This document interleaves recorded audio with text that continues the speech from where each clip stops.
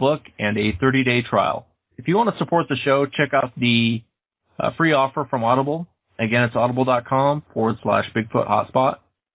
But what I want to play for you first, Will, is this OnStar emergency call that I got from a listener. So this guy calls OnStar, it's OnStar Emergency, and he's rolled over in a ditch with his wife. And the OnStar person says, what's your emergency, blah, blah, blah. And basically the guy says, something ran out in front of the road, and I swerved off the road, now we're in a ditch, and we're upside down.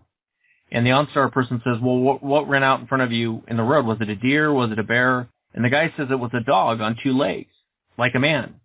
Oh, wow. And the OnStar person says, what? And he goes, yeah, it was like a dog on 2 legs, and it ran right in front of my car, and I swerved out of the way so I wouldn't hit it. And then at the very end, I don't know if it's like staged or what, but at the very end, you hear this thing start growling, and then you hear them screaming, and that's the end of the call. Oh, that's kind of cool. And tell me what you think.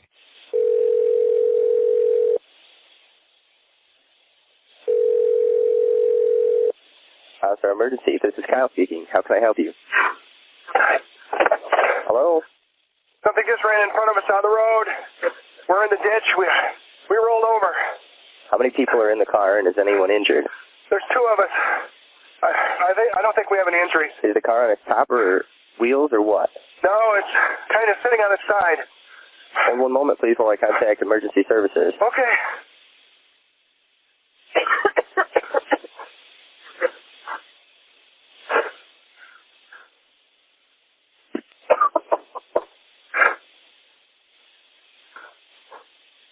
Okay, the state police should be on their way in a few minutes.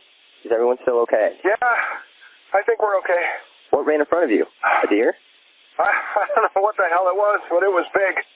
It looked like a great big dog. Standing up. Was it a bear, maybe? Maybe, I don't know.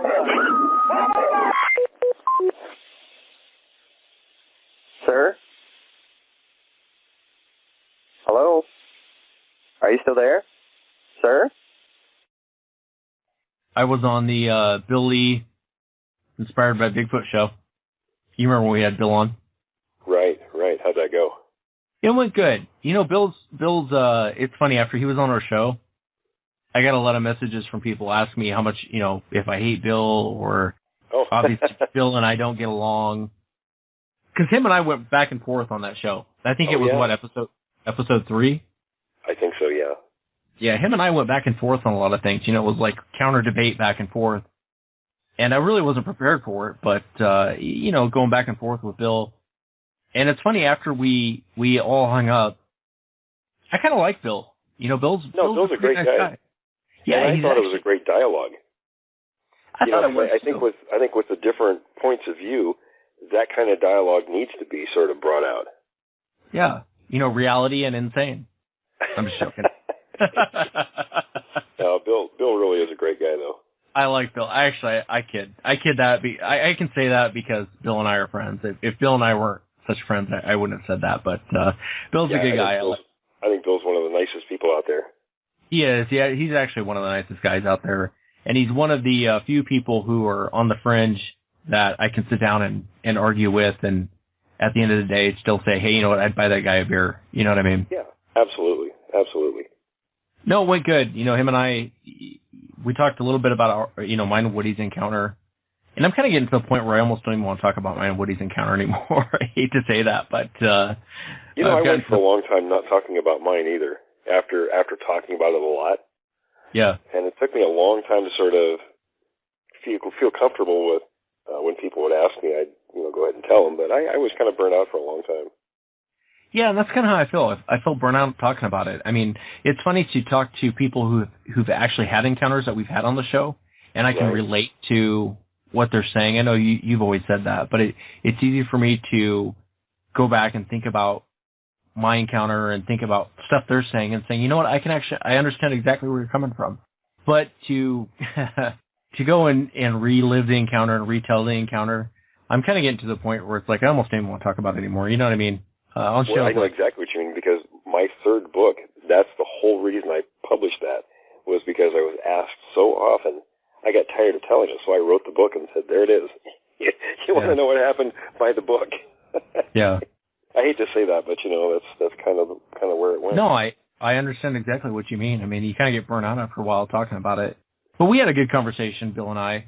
Like I said in the interview with Bill, Bill and I, honestly, we disagree on almost everything Sasquatch. But at the end of the day, I'd buy the guy a beer and I'd hang out with him. You know what I mean? And that's the one difference with Bill. Yeah.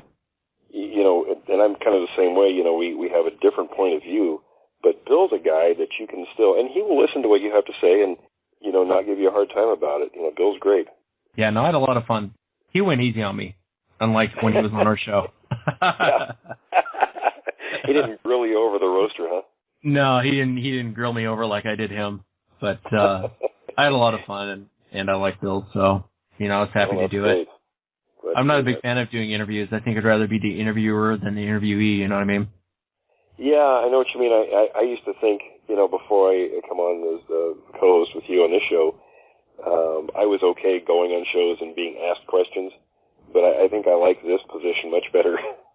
Yeah, I'd rather hear other people's encounters than talk about my own. Yeah, me too. I really enjoy hearing what people have to say and their experiences.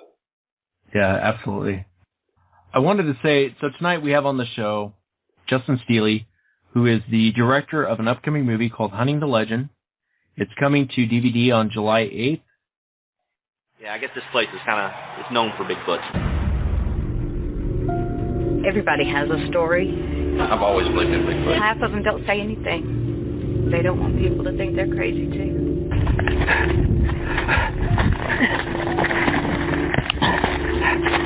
Well, it sounded like somebody knocking on wood. It started up on top of the hill. I heard this god-awful sound. And he made this awful growling cry. And the hair on the back of my neck stood up.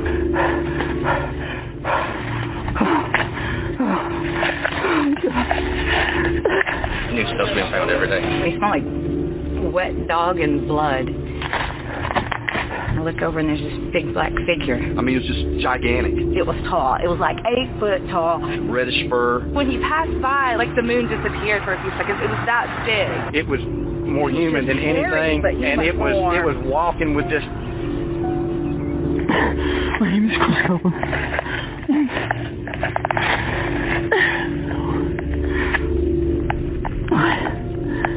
I don't know where I am. They're out there. They're all around us.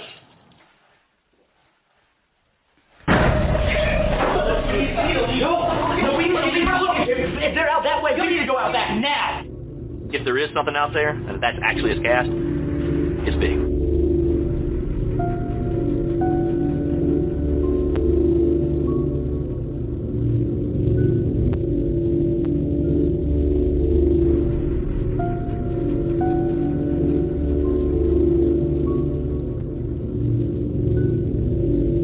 And so I wanted to go ahead and bring Justin on the show and talk about his new movie.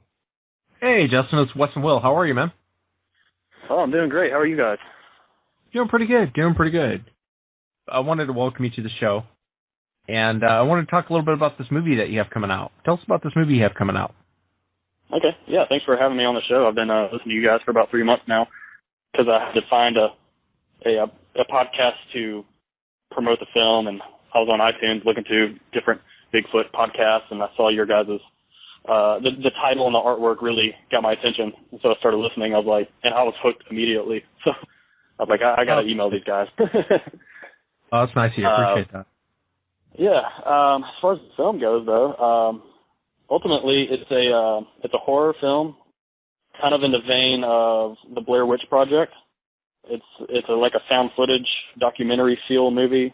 And it's a feature length, and it'll be coming out July 8th, and it's all about Bigfoot. The trailer that I watched and I posted up on Facebook, I mean, it's so good, man. It's coming out on DVD on July 8th? We know for sure it'll be in Walmart in the U.S. and Canada, Australia, the UK, and we're working on a deal in Germany. Yeah, July 8th on DVD, and pre-orders on Amazon.com are already up. But it'll also be, I guess, available on all the different video on demands like Redbox and Netflix and iTunes and Hulu and all the video on demand streaming stuff as well. I'm not sure if those will hit on July 8th or shortly after, but closer to time, I'll have a better idea of those things, of the dates for those things. What was the inspiration for doing a movie like this? Growing up, we'd have babysitters come over to the house to babysit me and my little brother when we were young, and they would always tell us creepy stories and stuff about, well, here in the South, I'm from Alabama. Here in the South, they call them woolly boogers or wood boogers, and they'll call them Bigfoot as well. But ultimately, to me, it was all the same thing. It was just, a big monster in the woods. And they'd come over and tell us stories at night about that kind of stuff. And then I watched this.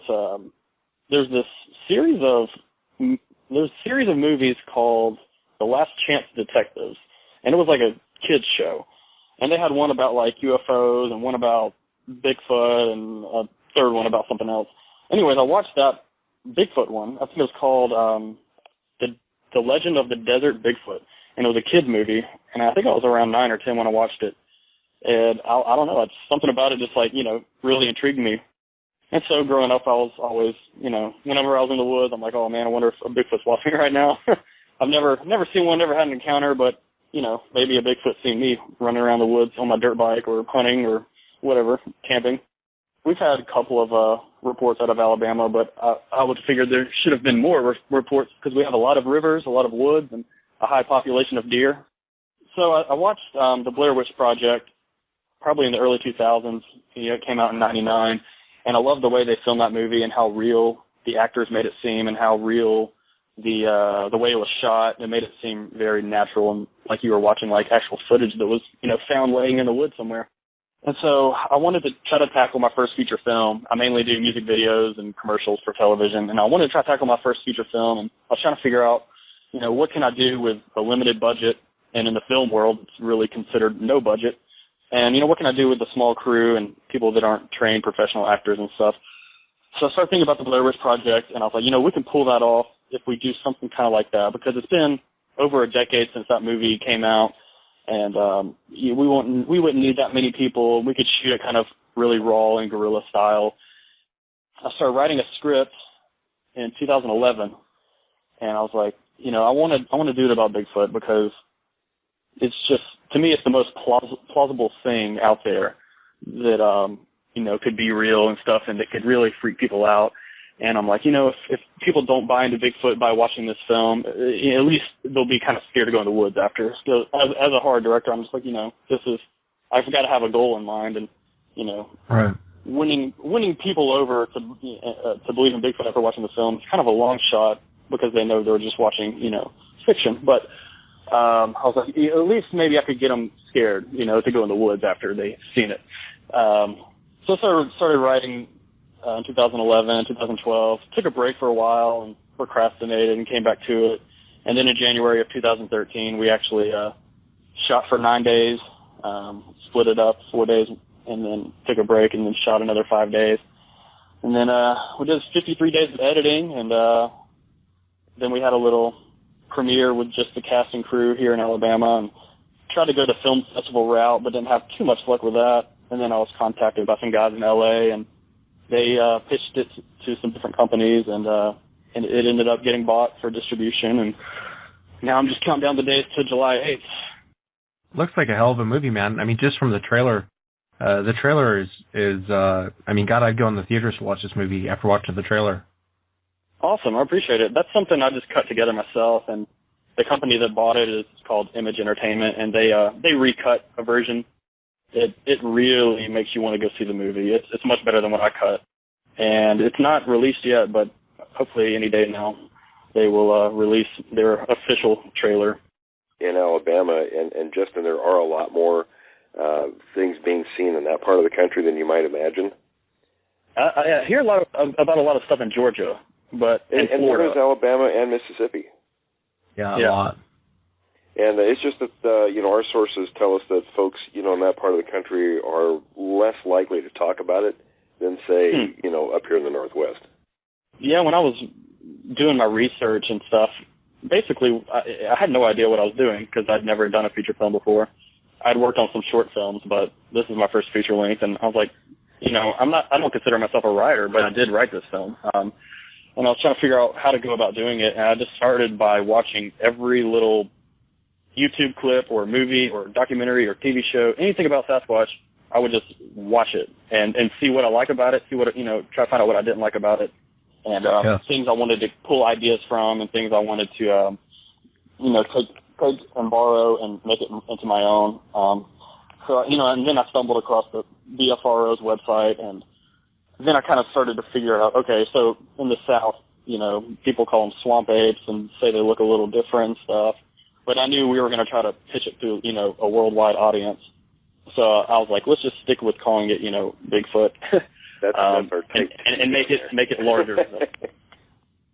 Yeah, and then when I started listening to your guys' show, I started learning a little bit more about what exactly is in my part of the country. I was like, okay, well, some people say these are a little bit more aggressive.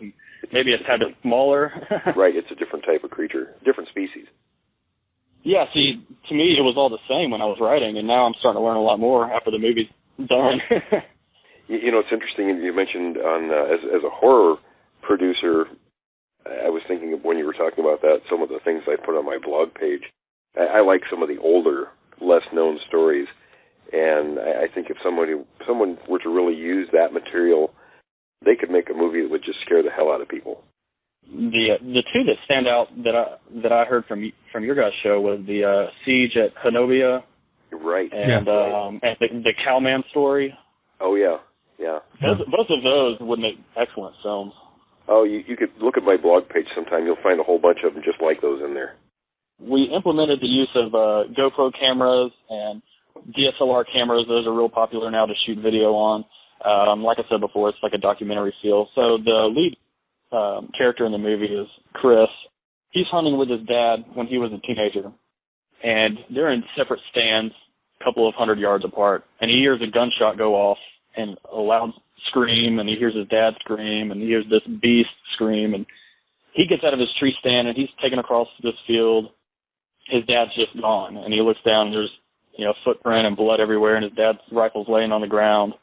And then we flash forward in time, and he's in his early 20s, and he's had to live with this for 5 years now, and no one wants to believe him, but he knows what he saw, and the police want to say it was like a wild boar or a bear or something, and no one will believe him, and he's the only one that really, he knows what he saw and stuff, and he knows what he heard, and despite having it on camera because he was filming himself for his deer hunt, nobody really wants to believe him. So, he's like, okay, I'm in my 20s, I've saved up some money. I want to go do this right and prove to the world that these creatures exist. And at the same time, he wants to seek revenge and kill one or go into the same area of woods where his dad was killed and were taken. And he wants to try to find the same one or any of them and seek revenge, which is where we get the title Hunting the Legend.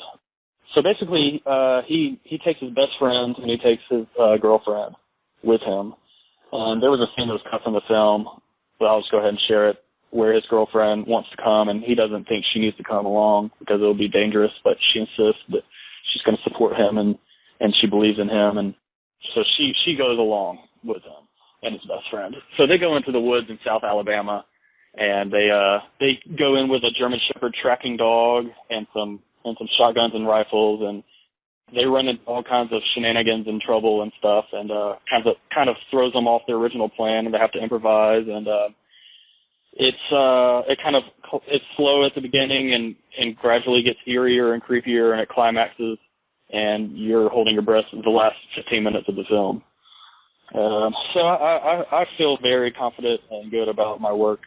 Just giving myself a small pat on the back, considering it was just my first film, but it's by no means perfect, and I can't wait to do my second one and do some things different and better that I didn't do this first time around. Sounds really good. I can't wait as far as the found footage part, as far as the found footage part, he hires a documentary crew to go in with him to film this, and the doc crew puts GoPros on everybody's heads and stuff. So at times it can get a little disorienting, but it doesn't make you queasy when you watch it. I think there's like Cloverfield and the Blair Witch Project are much easier. So if anybody's worried about getting queasy, I don't think it'll happen. Yeah, I'm kind of glad you went that route on it, Justin, with the kind of the Blair Witch kind of theme, where it's like found footage. Yeah. Even though, you watch like the Blair Witch, it's not real. It still creeps the hell out of you. You know what I mean? Yeah, and just the way you never really see anything. You never see the monster or the entity or the antagonist, but you're still terrified. They left it up to your imagination. Yeah, and I'm a big believer in that, where it's all about buying into the story and exactly. letting the vibe creep you out and stuff, and using your imagination. Now, did you come across any old stories about violent encounters or anything like that prior to doing the movie? Not really. I mean, the thing is, I would watch. A lot of them would, as you guys would call them, the flute players. They make it out to be where you can just go into the woods and pet them on the head and give them an apple and go about your day. But so I saw a lot of stuff like that. And I was like, there needs to be more. There needs to be a take on Bigfoot where it's creepy and it's, violent and stuff. And I watched a bunch of horror movies on Bigfoot, and I just didn't care for them. We call that reality. Yeah, reality. Yeah. And, the majority of the stories are more like that. And, the flute player thing, I don't know, that's those are kind of a vocal minority, and I think it's unreality. Yeah. People are imagining things. The bottom line is you're dealing with a wild creature and a primate, and they're not, the friendliest creature in the world. They got short tempers, and when you start going through the vast amount of stories that are out there, most of them are a little hard-edged. Yeah, when I was writing and filming, in my mind, with that never having an encounter, I had Bigfoot in my mind. Just treat it like a bear or a gorilla. Exactly. It's a wild creature that lives in the woods. It's going to protect its young. It's going to protect its territory. And other than that, it'll probably leave you alone. And that's kind of how the movie portrays it. It doesn't portray it as it's dropped off by a UFO or anything like that. Thank goodness. It's more just like Congo or something. It's more like a gorilla or just a wild animal that's attacking these people. And there's some other things in there that can be portrayed as the antagonist. It's not just Bigfoot. I don't want to give too much away, but. Well, Justin, we can't wait. I can't wait for the movie to come out, and I can't wait to see it on July 8th. Where can people find information about Hunting the Legend? I know that you got Facebook.com/Hunting the Legend. Is there a website people can go to? I think it might be Hunting the Legend movie, or is it just Hunting the Legend? I don't have the computer right in front of me. No, you're right. It's Facebook.com/Hunting the Legend movie. I apologize. Yeah, and I guess if you just do a search on Facebook for Hunting the Legend, you'll find it. That's probably the best way to pull up information. We also have an IMDb page, and then on my personal filmmaker page, I'll have a couple of videos on there as well. Watchimage.com, that's Image Entertainment's website. You can buy the movie through there on July 8th. And like I said before, Amazon.com already has pre-orders up. Hopefully shortly after July 8th, it'll also be on Netflix and Redbox and all that good stuff. That's what I was going to ask you, if it was going to be available on July 8th on Netflix. I feel like it's going to be a little bit after that, just because I know how that process is going to be a little bit longer. But I think the best way to do is if you have Facebook, like the Hunting the Legend Facebook page, and that way, as it becomes available through these different outlets, I'll update the page, letting people know about it. Perfect. Yep. I already liked it. And can't wait for it, Justin. Thanks so much for coming on. Appreciate it very much. Looking forward to the movie, Hunting the Legend, coming July 8th. Awesome, guys. Yeah, thanks for having me on the show. And I'm a huge fan, and even though I've moved on, starting, writing a different movie, I'm still going to listen to you guys and keep up with the Sasquatch community, because it's definitely very intriguing to me. And I don't know if I want to have an encounter, judging by your guys' story and some of your caller stories. I don't know if I ever want to see one, but on the other hand, I kind of do. Yeah. No, I was going to say, if you're ever up in Washington, look me up. I'll take you up to a few spots, show you around. Oh, yeah, absolutely. Sounds great. Thanks so much, Justin. Appreciate it very much. Oh, yeah, no problem, guys. Thanks for having me on.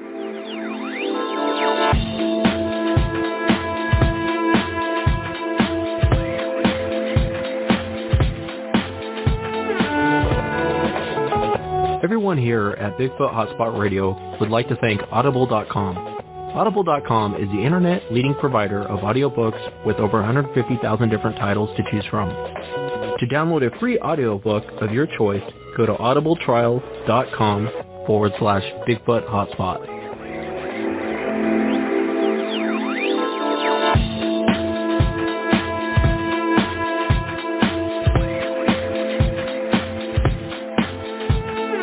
So next on the show, we have Steven. And Steven has an interesting account. He was actually chased out of the woods when he was a child I believe he was 12 years old. Do you see that encounter I sent you, Will, about Stephen's encounter?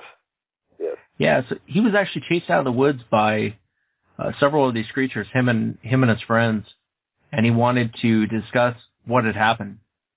So I'm going to go ahead and bring Stephen on. Hey, how you guys? Hey, good. How are you? Yeah, I'll try to relate. I've never been on a radio show or talk show or anything like this, so yeah, I'm kind of. Oh, you'll do fine. I'm a little nervous, but I'm really excited to share the story, and really glad that I found you guys online. It's we appreciate really cool. it. I have Will on the line with us. Hey, Will. Hey, Stephen. How are you? I'm doing great. Really excited to talk about my encounter. Well, looks like you had quite an experience. Yeah, well, it made an impression on me. It happened when I was 12. So. Yeah. And so it was a hell of an account.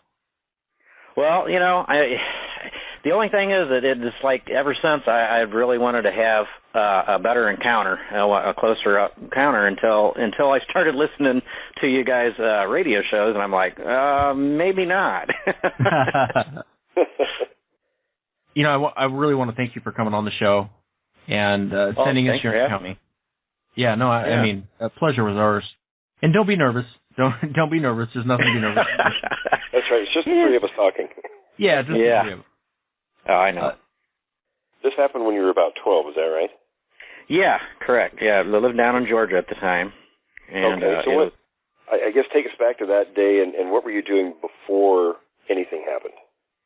Okay, well, like I said, we're all about 12. There was about 4 or 5 of us, and I think three of us, we lived on the same cul-de-sac, which was off a street that dead-ended at a petroleum pipeline field, and then back behind that was the kind of like a swampy area, lowland, sand and creek and everything, and we would go back in there and play.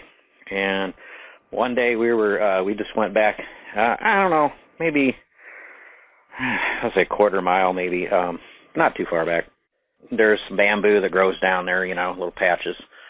And we thought, well, we're going to make this fort out of bamboo. So the first thing we noticed, and I have a question for you guys about this, is the fact that the birds and the tree frogs, that just stopped. Just dead silence. Yeah. And I've read, about other encounters where this happens. So I'm just really interested. And for years I've thought, well, what could have made the birds and the frogs just stop dead like that? Yeah, do they do that with other predators in the woods? Well, these creatures are definitely the top of the food chain. Yeah. I just, since I've come across the idea, like I know you guys are familiar with it, that it might emit infrasound in their growls. And I was just, I was wondering if that could have been something that would make them stop. They seem to, like with other predators, either animals will give away a predator's location, like birds will make noises, or everything just goes dead silent. Really? Okay. Well, that's what happened, and we just, that caught our attention right away, and we were like, huh, that's weird.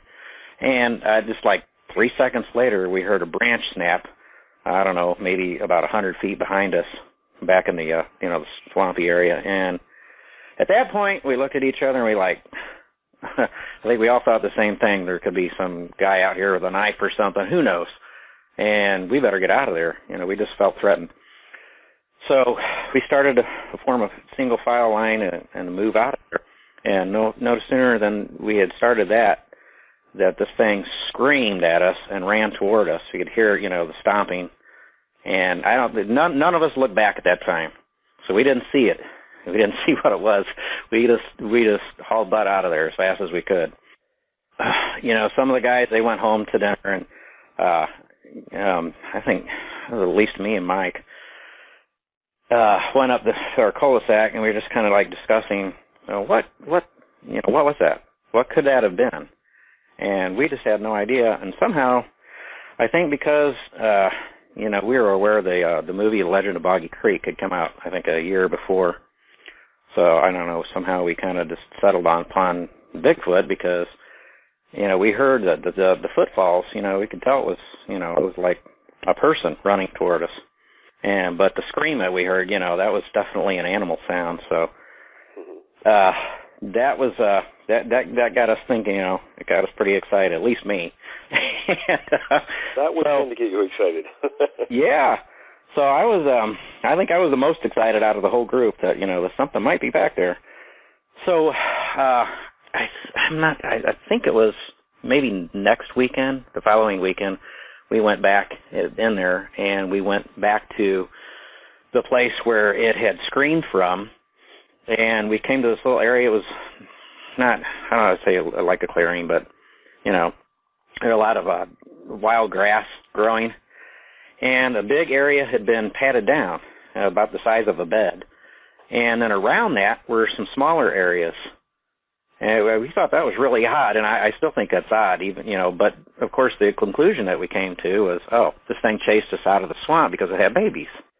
We were looking around, and somewhere not too far from there, there's a big creek, and we came across one track, and they weren't distinct tracks. They were washed out from the rain. But one track was in the side of the bank, the far side of the bank. The other track was up in the mud of the swamp on the other side of the creek. So I don't know. It's kind of weird too, because it was like a leap of, 20 feet or something. It was just ridiculous. And those were the only two tracks that we could find. And like I said, they were pretty washed out, but the one track I took a picture of, it had to be at least 15 inches in length. You can't really, it's a narrow heel, and then it comes out to a big, wider area where, that would be the ball of the foot and the toes and everything. Right. It was like a puddle just filled with water in the mud. That was definitely unusual, some kind of a track. I'm not sure how long it was before we actually saw the adult, but I know it was a while. See, this when it chased us out, it was in February of '74, and so I know it was before school was out, so it was at least 2 or 3 months before we saw the adult, I think. And what had happened was that my friend Mike, he lived in the corner of the cul-de-sac, was L-shaped, and he lived in the corner, and there's a house between his and mine, and there was a strip of woods that came up behind the houses that if you went through that woods, you could come out to the petroleum pipeline field. And that was like come up a hill a little bit from down low where the end of the road dead ended and where we would make our egress to the swamp. So he came over one morning, walk up to the bus stop together, and he's all excited, and he said, well, his bedroom faced the back, a nice 2-story house and a floodlight. And he said, and with the floodlight and everything, he could see the shadow of this thing standing at the edge of his yard, just into the woods, just kind of swaying back and forth. And when he came over to get me, he could hear it running back into the woods. And so I was really excited. So we went down the cul-de-sac, turned left, and started up the street, all the time looking down to the dead end. And the way this worked out, there's a field off to the left that narrowed down to a strip of dirt before, toward the end of the street. And there was a dusted-on lamp on one of the posts. And we thought, well, we're just going to look down there, and maybe we'll see the thing in the field run into the woods or something, But what we noticed off to the left, off the side of the street, and that little strip where it narrowed, and underneath that street lamp was a mound. And we're looking at it, and we're like, there's no mound of dirt, no mound of sticks. We knew that was just flat, ground. And we're just looking at that, and I was like, what is that? And we're looking and looking, and the thing stood up, and it started walking, and it picked up a rock, turned sideways, and ducked into the woods. And I'm grabbing Mike's sleeve, and I'm saying, come on, we got to run down there. We got to run down there. We're like, I'd say like 4 or 5 houses away, from it, if just to give a length. There were no houses on the left side. It was just a dirt field that narrowed, and a strip of woods off to the side there, between that street and the next street up. And of course, he didn't want to run down there, and I didn't want to run down there by myself, being only 12. Yeah. But I kind of wished, I wished I had now, but well, maybe not. So that was the adult that we got to see, and it was, I estimate now, it was about 7 foot tall. Had the real long arms. The hands came down near the knees, and had the sagittal crest, his cone-shaped head, right. And it was rather thin. So that was really exciting. So ever since, like I said, I just wanted to get a closer look at these creatures because they're so fascinating. And then other than that, the other two exciting things that we had happen during this time was we had 2 separate occasions where a baby came up behind the houses. The first occurrence, I believe it was the first one, it was getting dusky, and we were coming back from playing and coming back up the cul-de-sac to our homes, and Mike and I, we walked to my house first, and we heard the dogs barking, neighbor's dog and my dog, and they were barking at something back in the woods behind my house. The way that worked out is we had our yards, there were like half grass and then half woods before it got back to this fence that was the back line of the property of the yards on the houses from the next street behind. And it was pretty deep. And so we walked back in there to see what the dogs were barking at. And it looked at first like maybe another dog coming up along the fence. But it was really odd. It was coming up slow. And we were looking at it, and when we realized it was not a dog, it scared us. We turned around, ran out of the woods back to the house. Was it walking on all fours? Yes, and the best way I can describe this thing was that it looked like a ground sloth. Oh, interesting. Yeah, it had a little round head, and it was grayish, and it was like it was moving slow, like you would expect a sloth to move. And it was just coming up along the fence line. And it wasn't looking over in our direction, but it was just looking forward, and it was just moving really slow, coming up. And it was just the strangest thing. So then the next time that we saw a baby, it was Mike and I. We were coming back from playing. It was getting dusky. It was even a little darker this time. And we were walking up to his house, and like I said, they had a nice 2-story house with a fireplace on the left side from the road. Nice long front yard. So we're coming up and we're looking up at the house. We noticed this little black thing standing kind of behind the fireplace, the brick, coming out from the house. That was the fireplace, and it's kind of just peeking around, looking at us. And it was only about somewhere between 3 to 4 foot tall, and it was black, just jet black, and it had a little, pointed head, and we just couldn't believe what we were seeing. And to this day, I don't know why we didn't, I guess being 12, we were just too frightened to get closer to these things, but I wish we would have had the courage to, now. But yeah, this little thing was just. With I'm sorry? the two different the babies, the very young ones, sort of that explains your the bedding situation you found. Right, exactly. But I still think that was mentioned too. That the one thing that's interesting, it's a small detail, but it's an interesting one, where Stephen said the creature was swaying back and forth as it stood there. How many times have we heard that? Countless it's times. a very common detail. Well, yeah, that's typical behavior for apes, isn't it? Right. Yeah. Then the other thing that happened that was really interesting that I mentioned in the emails is one morning that we were walking up, to go to the bus stop. And, of course, we're looking down at the street again, hoping maybe we'll see something again. And I think this was like the last thing that happened that we had, any experience of during this 4-month period. But what happened, we heard this call coming way back in the swamp. And it was a two-toned call that I mentioned in the email. It was just kind of like a, ah, like that. And I have never heard that, on any Bigfoot site or any recordings or anything. And I still think that was just a really unusual call.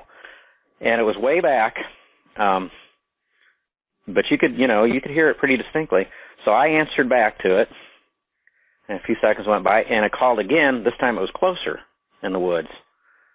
So I'm getting pretty excited. I'm like, wow, this thing's running up through the swamp, toward the subdivision. So I called back. A few more seconds. It called back again. This time it sounded like it was right at the edge of the woods at the petroleum pipeline field. And then my stepdad, he yelled from the window of their bedroom, from the cul-de-sac, he's like, "Get your butt up to the bus stop." So, okay, we're going. And we heard it one last time, another, the same call. This time, again, it was like way back in the swamp. So I don't know if you guys have ever heard of that kind of a call. I don't know that we have. Coonbo probably has. Yeah, that's just, to me, that's still really strange.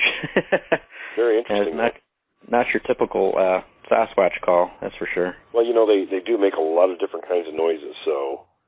right. There's by no means no definitive list of types of sound they make. Well, I forgot to add, the morning that we saw the adult, we went to school, but when we got home, the very first thing we did, we went up to Mike's house, we went back to his backyard to where he said he saw it, standing, the shadow coming from where it was standing. And his dad had dumped a bunch of grass clippings back there at the edge of the yard, there where it turned into woods.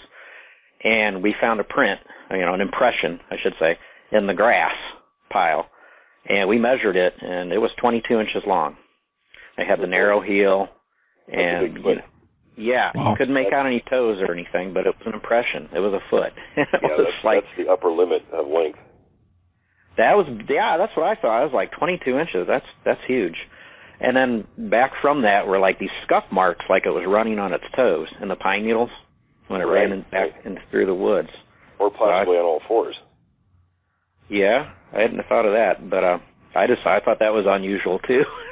I was like, well, what is the thing doing? And especially that part of the country has the type, what we call the type 2s, that are a little different than the Patterson type Sasquatch, and and oftentimes they're seen on all fours as much as two legs. Huh.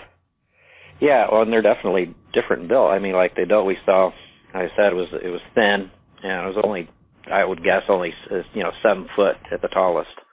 It wasn't really big. The younger ones sometimes are thinner. Yeah,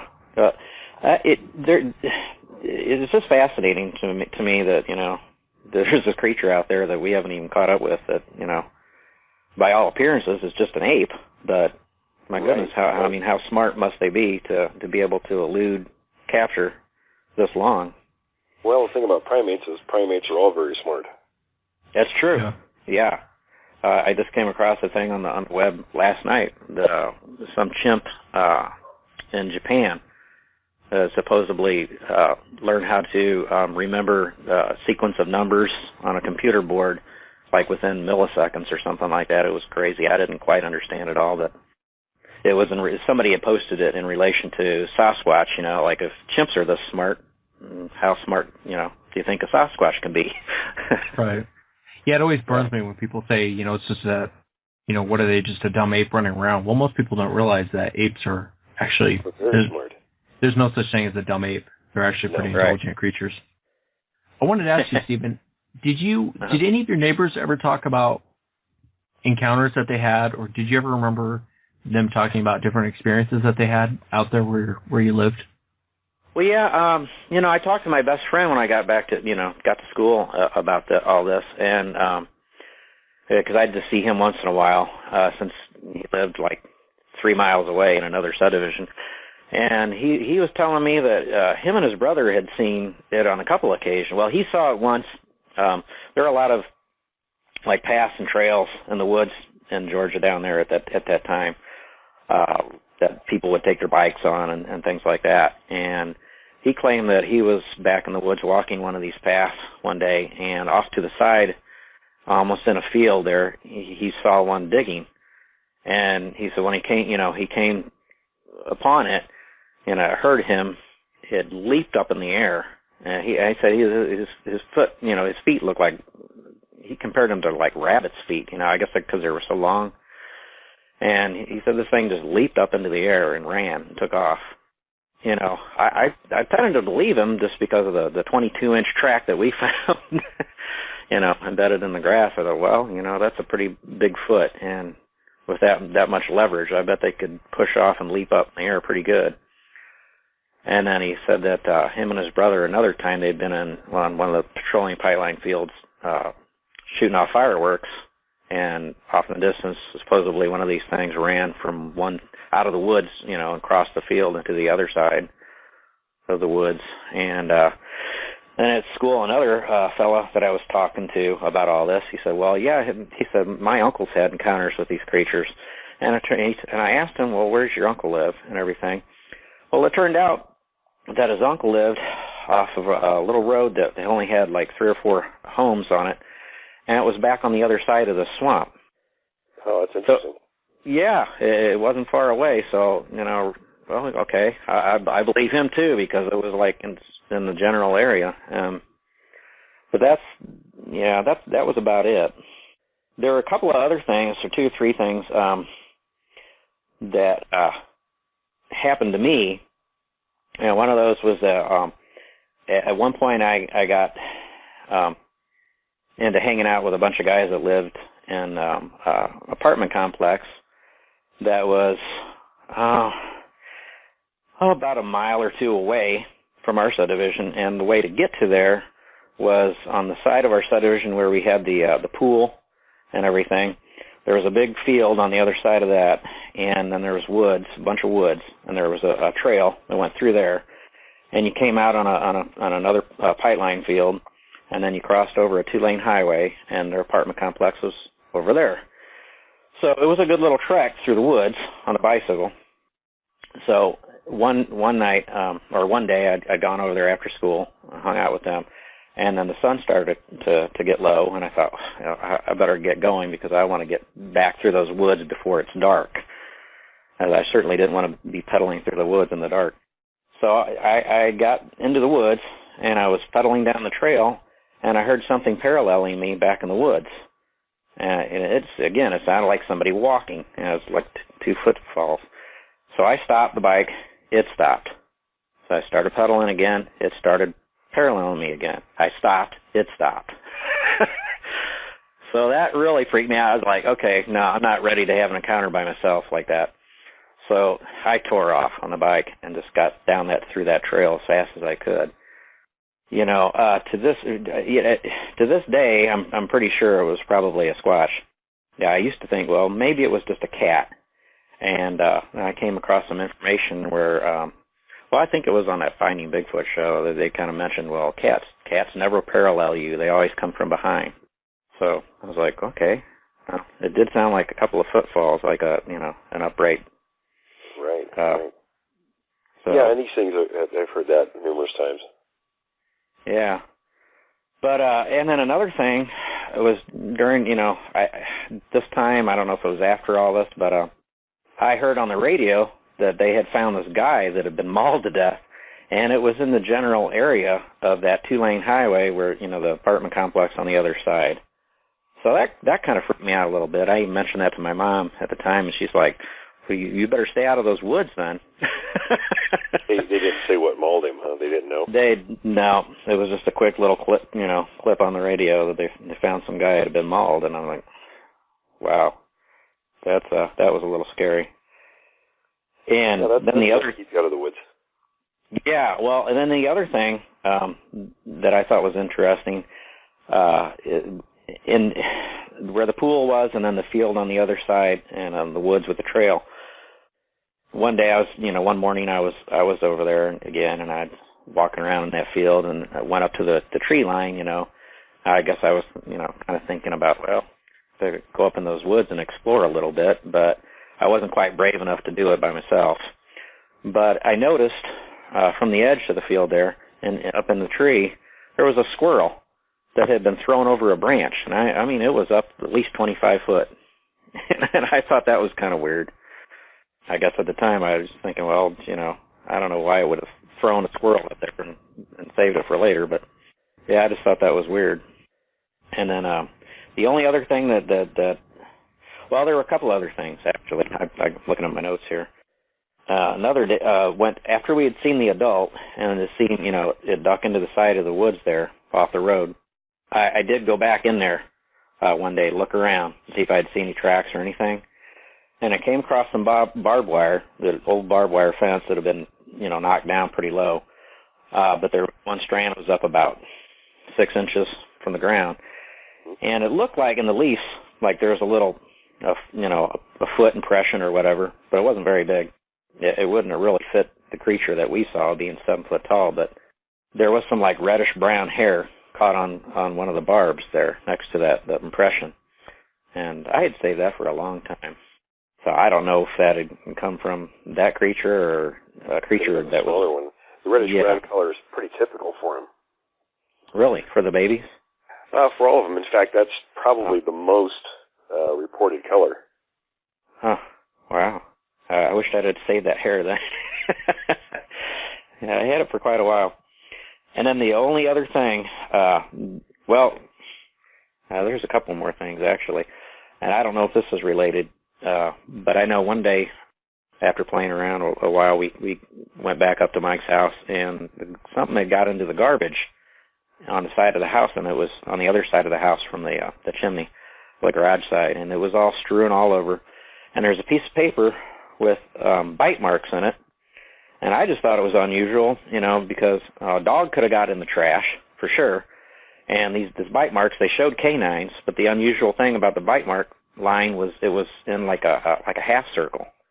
Whereas like from a dog or a coyote or whatever, you would expect it to be more of, pointed, or I guess is the term, exactly. Instead of a nice even round arc. I've seen bite marks twice, and both times they were that U-shaped bite mark, not the V shape that you get with a canine. Right, exactly. So I don't know if that was a baby getting into the trash, or because it wasn't very big.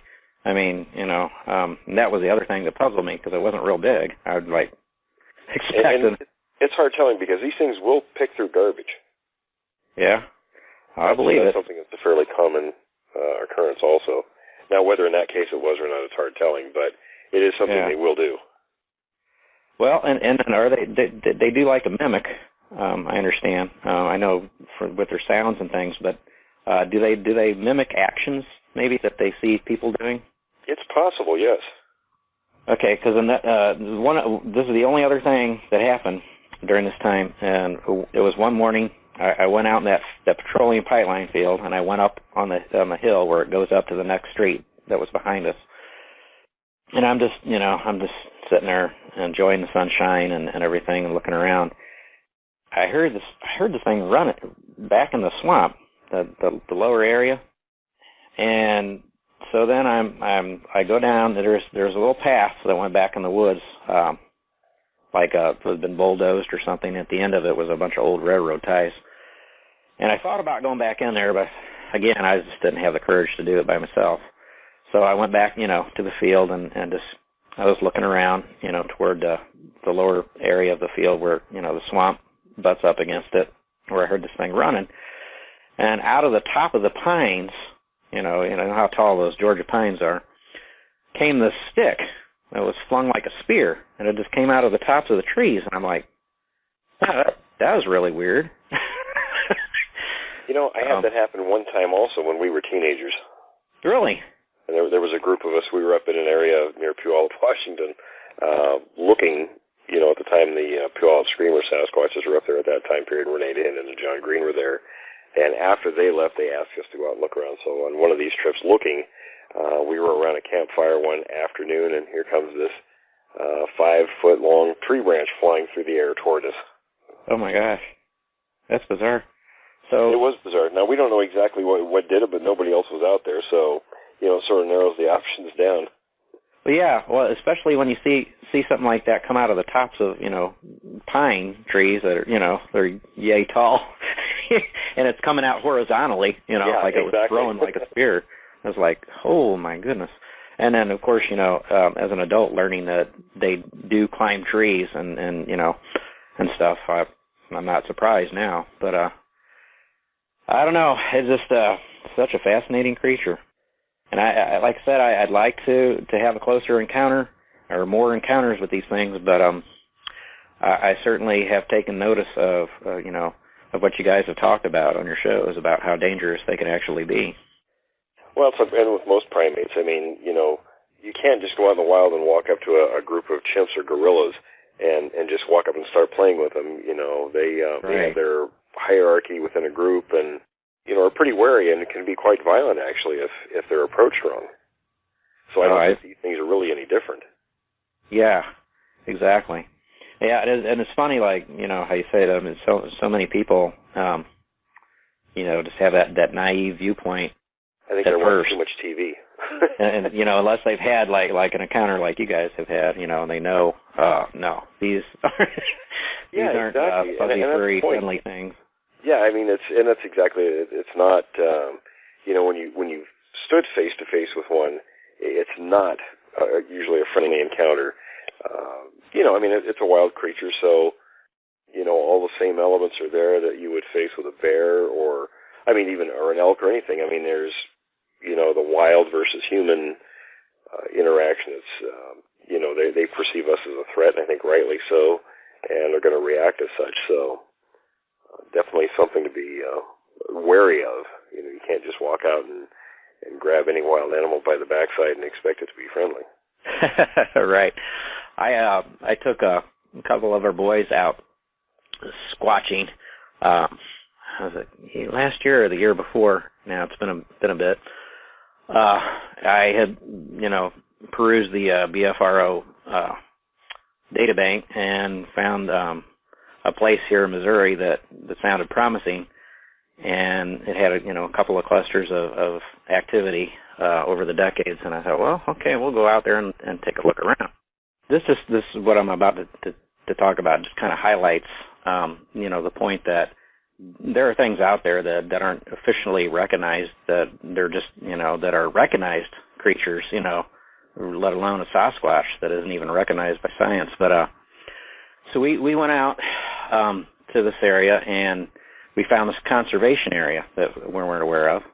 So we parked and we walked back in up of this trail, and we're walking up this path, and there's all this, it looked like poop. And it was strung up for a long ways on this trail.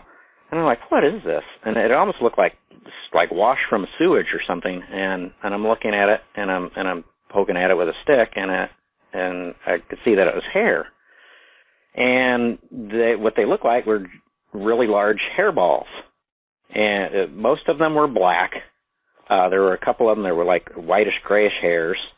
And there was 2 or 3 of them that were actually wrapped around some paper, some like scrap paper from trash or something. And I still have to, to check this out with people who would know better.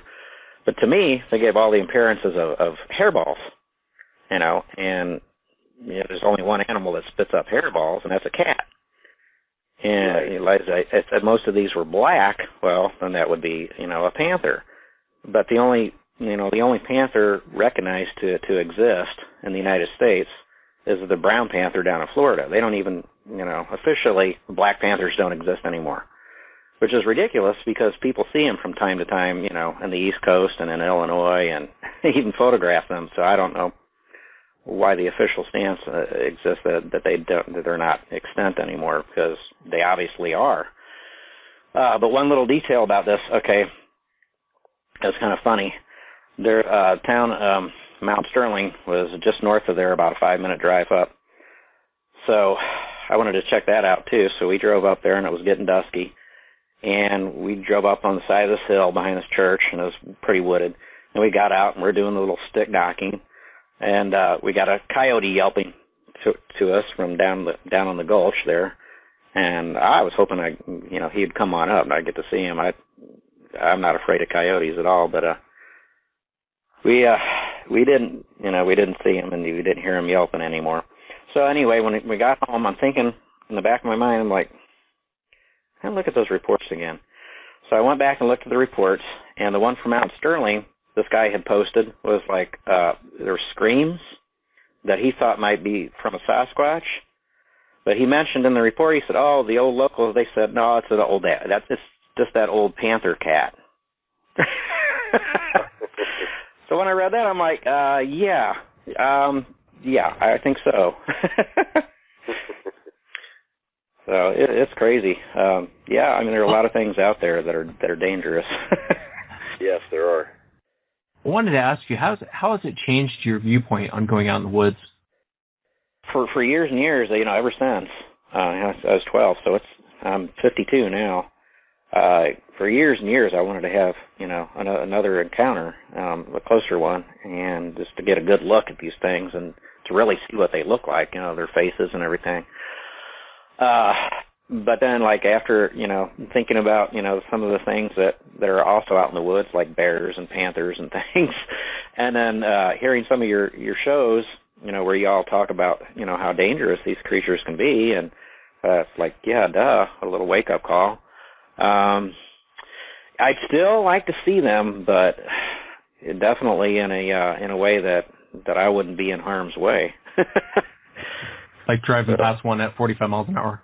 Yeah, exactly. That's what I told my wife. I said, yeah, we can go looking, and maybe just, we'd just drive around at night or whatever on down the road, and hey, you never know. Maybe, we'll see one run across the road in front of us or something. But I say, yeah, as far as getting out in the woods and stuff, I told the youngest one, he wants to learn how to hunt and everything. He's going on 16, and I'm like, yeah, you know what? Maybe if we do any more squatching, maybe we better be packing, because it's just, there are too many things out there that are dangerous, could hurt us.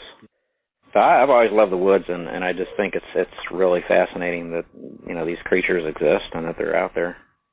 Yeah, it is fascinating. Absolutely. And they're so unique. Yeah, they are unique. They're definitely unique. They're definitely special. And, in my opinion, I think they're something to be reckoned with. Yeah, definitely. Yeah, absolutely. All this happened, by the way, where we lived was only about a mile away from the Chattahoochee River. So I always thought, well, they probably came up from the river, following the creeks. And I don't know why they settled in this one particular area back behind the subdivision. But that whole swamp is taken out now. They cleared it out, and they have radio towers, repeaters set up. Interestingly enough, I don't know if it's CNN. I think it's CNN. Yeah, so they tore that whole swamp out. Yeah, it's interesting how they choose what to tear out, what not to tear out. I was going to tell Will, I didn't get to tell him at the beginning of the show, but at the top of Yaquil Mountain, where Woody and I had our encounter, they actually had that whole area set to be clear cut. Isn't that interesting? And it's a weird spot to clear cut because it's very odd, yes. It's a very odd spot to clear cut. It's not. It's right next to the Lewis River, and it's right next to.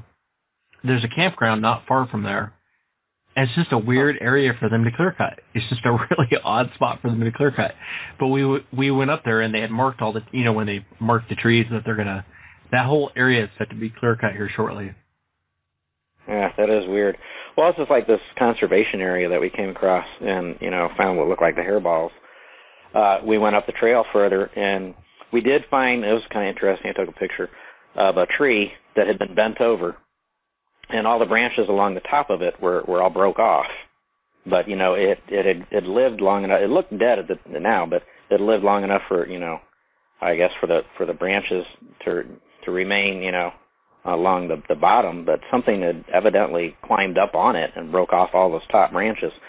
And they had looked like blinds here and there of these cut cedar trees, just big brush piles of cedar trees, like they were producing blinds, for the cats to hide behind sneak up on a rabbit or something. I'm like, do they know these things are out here? I was like, it's okay if they know. They should be at least acknowledging the fact that that they're still extant. But yeah, I don't know. Well, we can't thank you enough for coming on the show, Steve. Oh, well, thanks for having me. We appreciate you listening. It's nice to. I know Will and we actually get a lot of nice emails from a lot of people. We get some emails, some trolls, but it's nice to talk to someone who listens to the show and wants to share their encounter. We really do appreciate you coming on. We can't thank you enough. We sure do appreciate it. Oh, well, absolutely. Like I said before, I'm really glad I stumbled upon your show, and glad you guys are there to talk with about this. somebody who's serious and you know, recognizes, you know, them for what they are. And yeah, absolutely. And it does really help a lot of people, I think, to be able to talk to somebody that really knows what they're talking about for a change. So, absolutely. Yeah, I couldn't wait. Like I said, I'd like to see one again at least once, you know, before I leave this world. But be careful what you wish for. Just not too close. Yeah. Yeah. I enjoy hearing it. I enjoy hearing your experiences very much. Oh, thank you. I enjoy talking with you guys, and then, you know, I try to learn more about, you know, what happened to me and possibly why, you know. You're welcome back to the show anytime. We appreciate you listening. We appreciate you sharing your encounter and coming on. Okay, great. Well, thanks, guys. And, yeah, you guys stay safe, too. All right, thank you. You too. All right. Thanks, Stephen. Bye-bye. Well, thanks once again for joining us this week, everyone.